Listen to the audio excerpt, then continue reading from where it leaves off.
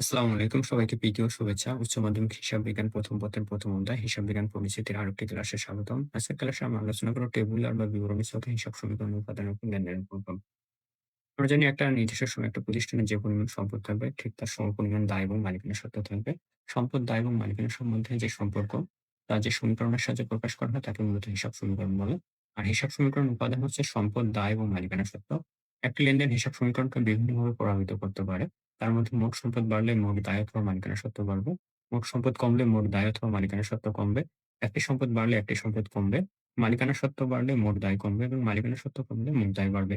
বিষয়গুলো আমরা উদাহরণের সাহায্যে ব্যাখ্যা করব। মোট সম্পদ বলে মোট দায় অথবা মালিকানার সত্ত্ব বাড়বে। বিষয়টি ব্যাখ্যা করার জন্য আমরা ২ টি লেনদেন নিয়েছি। ক নম্বর হচ্ছে বাকিতে মনিহারি করা। এই লেনদেনটি হিসাব সমীকরণে যেভাবে প্রভাবিত করবে টেবুলার ছকে। যেহেতু আমরা মনিহারি ক্রয় করছি তাহলে আমাদের মনিহারি নামক সম্পদটি বৃদ্ধি পাবে এবং সেই সাথে যেহেতু আমরা বাকিতে মনিহারি ক্রয় করছি সেই সাথে আমাদের দায় বৃদ্ধি পাবে। অর্থাৎ সম্পদ বাড়লে আমাদের দায় বৃদ্ধি পাবে। খ নম্বর আরেকটি লেনদেন দেওয়া হচ্ছে আলম নগদ ৳২৫,০০০ এবং ৳১৫,০০০ আত্মসাৎ নিয়ে ব্যবসা শুরু করেন। এই লেনদেনটি টেবুলার ছকে যেভাবে প্রভাবিত করবে যেহেতু নগদ টাকা এবং আত্মসাৎ নিয়ে ব্যবসা শুরু করেছে, তাই আমাদের নগদ এবং আত্মসাৎ নামক সম্পদ বৃদ্ধি পাবে। আর আমরা জানি যে কোনো কিছু নিয়ে ব্যবসা শুরু করলে সেটি মূলধন হিসাবে গণ্য হয়।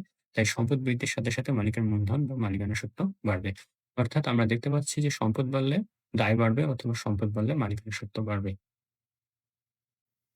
এবার হচ্ছে সম্পদ কমলে দায় অথবা মালিকানার সত্ত্ব কমবে। এটিও আমরা ২ টি লেনদেনের সাহায্যে বিষয়টি ব্যাখ্যা করব। আ ক নম্বরে যে লেনদেনটি দেওয়া আছে পাওনাদারকে পরিশোধ করা হলো ৳৫,০০০। এই লেনদেনটির কারণে আমাদের নগদ টাকা কমে যাবে। যেহেতু আমরা পাওনাদারকে পরিশোধ করেছি নগদে, তাই আমাদের নগদ টাকা কমে যাবে এবং সেই সাথে আমাদের যেহেতু দায় পাওনাদারকে পরিশোধ করেছি আমাদের দায় কমে যাবে। অর্থাৎ আমাদের যদি সম্পদ কমে সেই সাথে আমাদের দায় কমবে। অফিস ভাড়া প্রদান ৳২,০০০। এই লেনদেনটি বিবরণী ছকে যেভাবে প্রভাবিত করবে ভাড়া যেহেতু আমরা প্রদান করেছি, অবশ্যই ভাড়া আমরা এখানে নগদে প্রদান করেছি। তাই আমাদের নগদ টাকা কমে যাবে এবং নগদ সম্পদ কমে যাবে। আর ভাড়া যেহেতু আমাদের ব্যয়, আমরা জানি যে ব্যয় বৃদ্ধি পেলে আমাদের মূলধন বা মালিকানা সত্ত্ব হ্রাস পায়। যে যদি সম্পদ কমে তাহলে দায় কমে অথবা সম্পদ কমলে মালিকানা সত্ত্ব কমে। এবার আমরা একটি সম্পদ বাড়লে একটি সম্পদ কমবে। বিষয়টি ব্যাখ্যা করার জন্য আমরা একটি লেনদেন নিয়েছি। নগদ আসবাবপত্র ক্রয় করা হলো ৳১০,০০০। এই লেনদেনটি বিবরণী ছকে যেভাবে প্রভাবিত করবে, যেহেতু আমরা নগদ আসবাবপত্র ক্রয় করেছি, তাই আমাদের নগদ সম্পদটি কমে যাবে এবং সেই সাথে যেহেতু আমরা আসবাবপত্র ক্রয় করছি, তাহলে আমাদের আসবাবপত্র বৃদ্ধি পাবে। অর্থাৎ একই সাথে আমাদের একটি সম্পদ হ্রাস পাবে, নগদ সম্পদটি হ্রাস পাবে এবং আসবাবপত্র নামক সম্পদটি বৃদ্ধি পাবে। অর্থাৎ আমরা দেখতে পাচ্ছি যে একটি সম্পদ বাড়লে একটি সম্পদ কমে।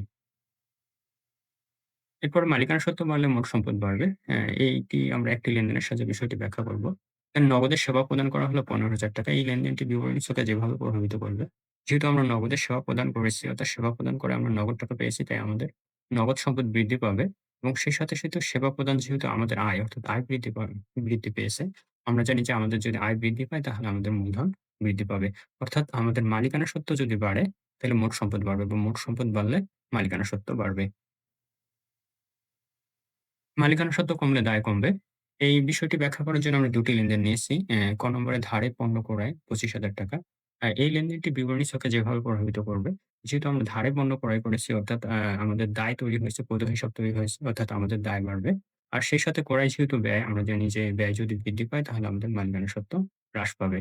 অর্থাৎ এখানে আমরা দেখতে পাচ্ছি দায় বাড়লে মালিকানা সত্ত্ব কমবে। এবং বেতন বকেয়া আছে ৳১৫,০০০। এই লেনদেনটিও ঠিক একইভাবে বিবরণী ছকে প্রভাবিত করছে। বেতন যেহেতু বকেয়া আছে অর্থাৎ আমাদের দায় বাড়বে। আর এবং দায় বাড়লে সেই সাথে যেহেতু বেতন আমাদের জন্য ব্যয়, আমরা জানি ব্যয় যদি বৃদ্ধি পায় তাহলে মালিকানা সত্ত্ব হ্রাস পায়। অর্থাৎ আমরা দেখতে পাচ্ছি যে আমাদের যদি দায় বাড়ে তাহলে সেই সাথে মালিকানা সত্ত্ব কমে। এখানে কিছু লেনদেন আছে। এই লেনদেনগুলো আমরা বিবরণী ছকে বা টেবুলার ছকে এই লেনদেনগুলোর প্রভাব ব্যাখ্যা করব। জনাব কামাল ২০২১ সালে ১লা জানুয়ারি নগদ ৳৫০,০০০ এবং ৳২০,০০০ পণ্যদ্রব্য এবং ৳৩০,০০০ ঋণ নিয়ে ব্যবসা শুরু করেন। তোমার সাথে অন্যান্য লেনদেনগুলো ছিল নিম্নরূপ। এখানে যেহেতু নগদ ৳৫০,০০০ এবং ৳২০,০০০ পণ্যদ্রব্য এবং ৳৩০,০০০ ঋণ নিয়ে ব্যবসা শুরু করছে।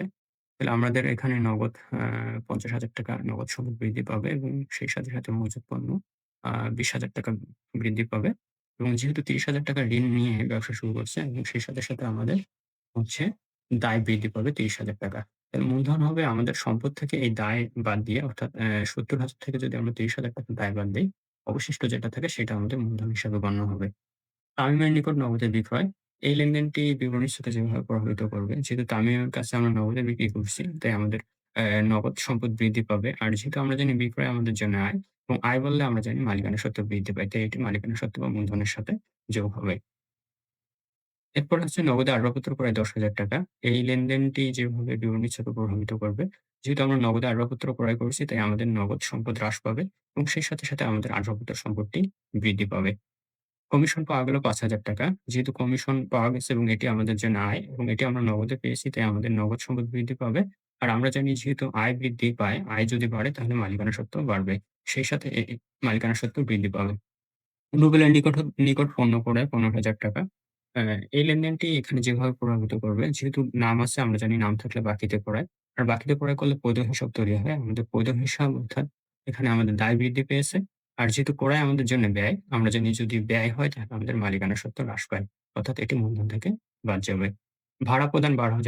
এই লেনদেনটি অ্যা যেভাবে প্রভাবিত করবে টেবুলার ছকে, ভাড়া যেহেতু আমাদের জন্য ব্যয়, তাই এটি আমরা জানি ব্যয় হলে আমাদের মালিকানা সত্ত্ব হ্রাস পায়। তাই এটি আমাদের মূলধন থেকে বাদ যাবে। ভাড়া অবশ্যই আমরা এখানে নগদে প্রদান করেছি। অর্থাৎ এখানে আমাদের নগদ টাকা চলে যাবে। তাই নগদ সম্পত্তি হ্রাস পাবে। রুবেলকে তার পাওনা পুনঃনিষ্পত্তিতে ৳১১,৫০০ প্রদান করা হলো। রুবেল আমাদের কাছে ৳১৫,০০০ পেত। অর্থাৎ রুবেল আমাদের বৈধ হিসাব ছিল। আমরা ৳১৫,০০০ পরিশোধ করেছি ৳১১,৫০০ দিয়ে। তাই আমাদের বৈধ হিসাব ৳১৫,০০০ কমে যাবে এবং সেই সাথে, সাথে যেহেতু আমরা নগদে ৳১১,৫০০ দিয়েছি তাই আমাদের নগদ ৳১১,৫০০ এখান থেকে আমাদের সম্পদ কমে যাবে এবং অবশিষ্ট যেটা থাকে ৳৩,৫০০ সেটা আমাদের জন্য বার্তা। অর্থাৎ এটা আমরা বার্তা পেয়েছি। তো এটা আমাদের জন্য আয়। আমরা জানি আয় হলে আমাদের মালিকানা সত্ত্ব বৃদ্ধি পায়। তাই এটি মূলধনের সাথে যোগ হয়েছে। এখন আমরা নগদের এই কলামে যে যোগ আছে এবং বিয়োগগুলো আছে, যোগ বিয়োগ করে আমরা এটা জের করব। ঠিক একইভাবে মজুত পণ্য এবং আসবাবপত্র, বৈধ হিসাব, এখানে ঋণ এবং হচ্ছে এখানে মূলধন যোগ বিয়োগ করে আমাদের এই জেরগুলো পাবো এবং এই যে নগদ, মজুত পণ্য এবং আসবাবপত্র এই ৩ টি যোগ করলে ৳৯১,৫০০ হবে। ঠিক একইভাবে এদিকে ঋণ এবং হচ্ছে মূলধন যোগ করলে ৳৯১,৫০০ হবে। অর্থাৎ যে পরিমাণ সম্পদ থাকবে ঠিক তার সমপরিমাণ দায় এবং মালিকানা সত্ত্ব থাকবে। এখানে অনুশীলনের জন্য কতগুলো লেনদেন দেওয়া আছে। লেনদেনগুলো টেবুলার ছকে হিসাব সমীকরণকে কিভাবে প্রভাবিত করে তোমরা অনুশীলন করবে। পরবর্তী ক্লাসে আমরা আলোচনা করব সৃজনশীল সমস্যা নিয়ে। হিসাব বিজ্ঞানের উপর আরো এরকম নতুন, নতুন ভিডিও পেতে আমাদের সাথে যুক্ত থাকো আর কমেন্টে তোমাদের মতামত জানিয়ে দাও। ধন্যবাদ সবাইকে।